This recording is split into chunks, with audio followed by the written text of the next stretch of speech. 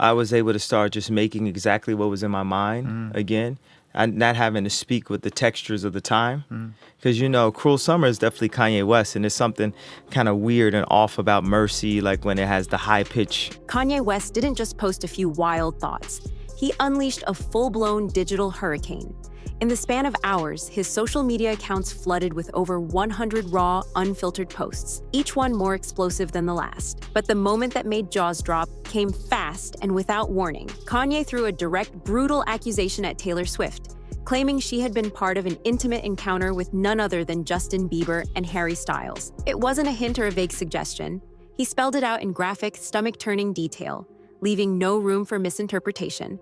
The kids who now have Instagram and can't be controlled by radio and can't be controlled by TV, they will never, and no knock, I love the Backstreet Boys songs, so if any of them are listening, no knock to them, but there will never be another Backstreet Boys. Fans, critics, and even casual observers were stunned. It felt like watching a train speed toward disaster in slow motion, and no one could look away. What made it even more outrageous was the way Kanye framed the claim. He tied this so-called secret encounter to a larger conspiracy, saying it was part of an effort to shut him out of the biggest stage in the world, the Super Bowl halftime show. According to Kanye, Taylor Swift wasn't just a pop star. She was a gatekeeper, blocking his path to glory. He insisted that her influence had helped blacklist him from performing, fueling his belief that the industry was out to bury him. The audacity of the accusation gripped social media, setting off an immediate firestorm. Have you accepted that you've put no effort into understanding how I got there? People weren't just reacting. They were dissecting every word, every post, trying to make sense of the madness. And just as the internet tried to catch its breath, Kanye's tirade was only heating up. Taylor Swift's legal team wasted no time. Within hours of Kanye's explosive posts, they fired back with a cease and desist letter so sharp it could slice through steel. The letter didn't dance around the issue. It went straight for the jugular. They accused Kanye of harassment, defamation, and what they described as general creepiness. But beneath those clinical terms was a grim and serious warning. 6 million people died in the Holocaust. Over 20 million have died by the hands of abortion. And the media promotes the my body, my choice, which is actually still a promotion for Planned Parenthood. Kanye's behavior wasn't just reckless, it was deeply harmful. The legal document laid it all out clearly, line by damning line. It detailed how his filthy accusations weren't mere gossip, but a deliberate assault on Swift's dignity and career. The letter argued that Kanye's online attacks amounted to sexual harassment, an ugly attempt to shame and intimidate her in front of the entire world. Behind the scenes, it became clear that this was no empty threat. Taylor Swift's team described Kanye's posts as part of a pattern.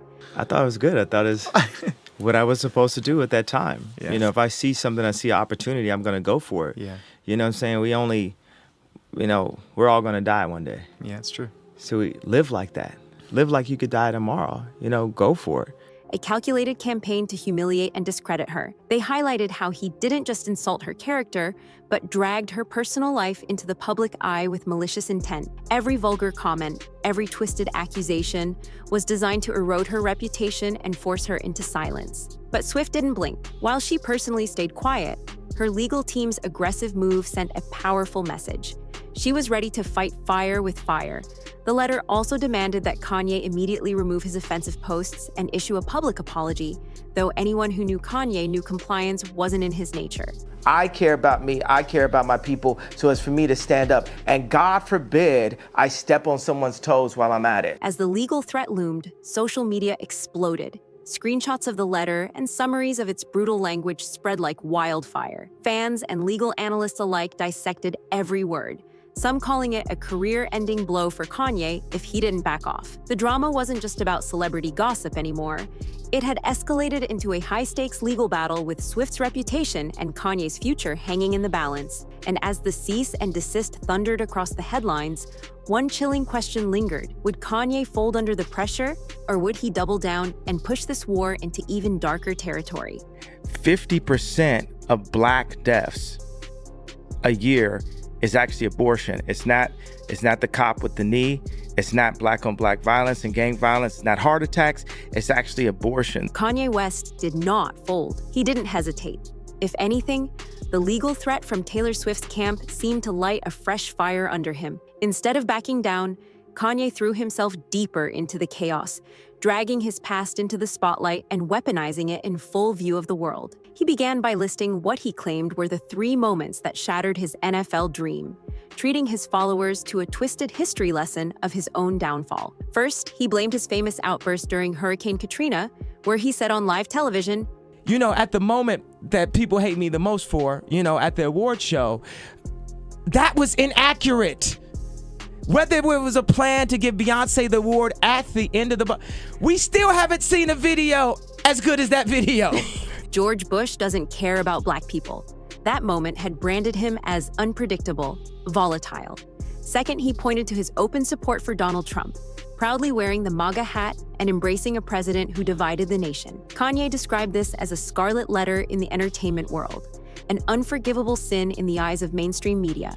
And finally, he circled back to the infamous 2009 MTV VMAs, where he stormed the stage, snatched the microphone from Taylor Swift, and declared Beyoncé the rightful winner of the award. According to Kanye, these 3 crimes had locked him out of the Super Bowl halftime show forever. But Kanye wasn't finished. He took an even uglier turn, dragging Jay-Z and Beyoncé into his unraveling saga. In a fleeting moment of false contrition, he offered a hollow apology for previously targeting their children. Yet seconds later, he demolished that thin layer of remorse with a vulgar, humiliating post about the couple's private life. The comment was so grotesque, it spread across the internet like a toxic cloud, leaving even his most loyal followers stunned and scrambling to defend him. This wasn't accidental.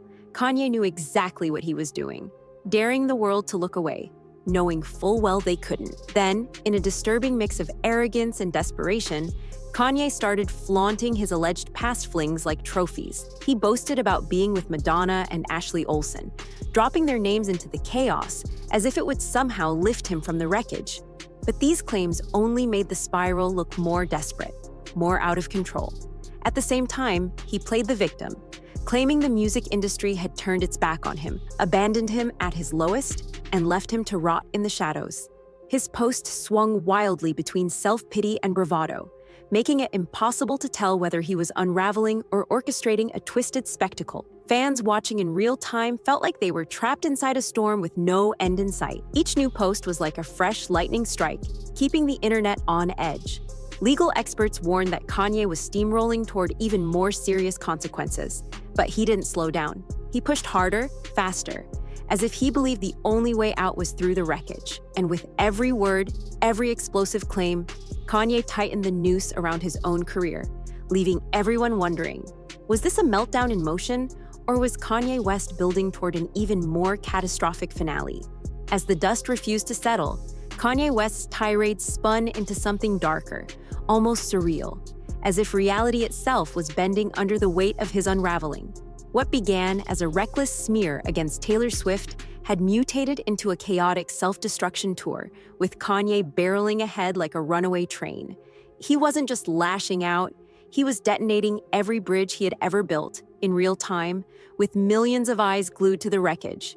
Fans, critics, and even his oldest defenders watched in stunned silence as he twisted the narrative into a public martyrdom. Kanye painted himself as the abandoned prophet, the visionary betrayed by an industry he claimed to have once dominated. But his desperation bled through every boast. The name drops of Madonna and Ashley Olsen, which he flung out like weapons, reeked of frantic bravado. He seemed to be clawing at anything that would make the world pay attention, anything to reclaim the spotlight slipping from his grip. He ranted that the rap industry, the very machine that had once crowned him a king, had turned its back, leaving him stranded in exile. These weren't the words of a man at peace with his past. They were the raw cries of someone watching his empire collapse in slow motion. Every post, every feverish claim felt like a cracked mirror reflecting Kanye's fractured sense of control. Meanwhile, Taylor Swift held her line with chilling precision.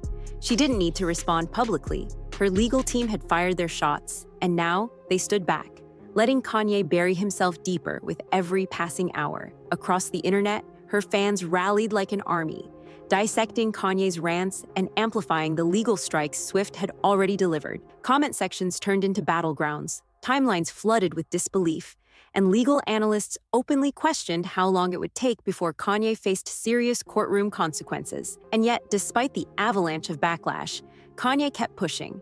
He seemed intoxicated by the chaos, feeding off the outrage like it was fuel for his fire.